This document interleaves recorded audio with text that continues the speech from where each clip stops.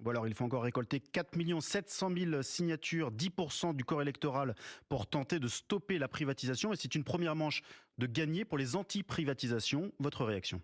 Ah bah écoutez, moi je m'en félicite. Je trouve ça très bien, je trouve ça formidable. Simplement, c'est une hirondelle ne fait pas le printemps. Vous savez que nous proposons le référendum d'initiative populaire ou d'initiative citoyenne sur toute matière.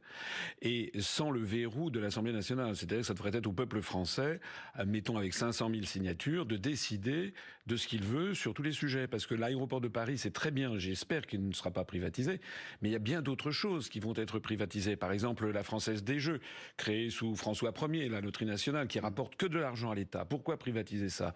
Il ne faut pas privatiser non plus Engie, il ne faut pas privatiser EDF. En tout cas, c'est notre point de vue, et je trouve qu'on devrait demander l'avis des Français sur toutes ces privatisations. Vous êtes contre toute privatisation aujourd'hui? La privatisation des services publics. Les grands services publics à la française, c'est la République, vous savez. C'est ce qui est issu du Conseil national de la résistance de 43-44. C'est ce qui a fait la France d'après-guerre. Et c'est un formidable consensus social. Et vous savez pourquoi? Parce que les Français sont un peuple, comme le dit Emmanuel Todd, égalitariste du point de vue anthropologique. Les Français, ils ont besoin qu'un État assure la justice sociale entre eux.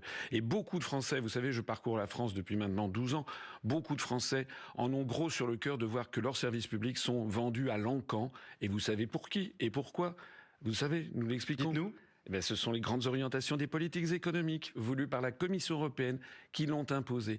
Et donc, ce qui va être intéressant, c'est de voir que si ce référendum a lieu, j'espère qu'il aura lieu. Je suis persuadé que les Français voteront contre la privatisation d'Aéroports de Paris, mais ensuite, il sera difficile aux parlementaires de dire pourquoi on ne proposerait pas non plus aux Français de se prononcer sur la privatisation de Engie, d'EDF, de la SNCF, de la Poste. Et vous verrez que là, il va y avoir un vrai problème avec la Commission européenne.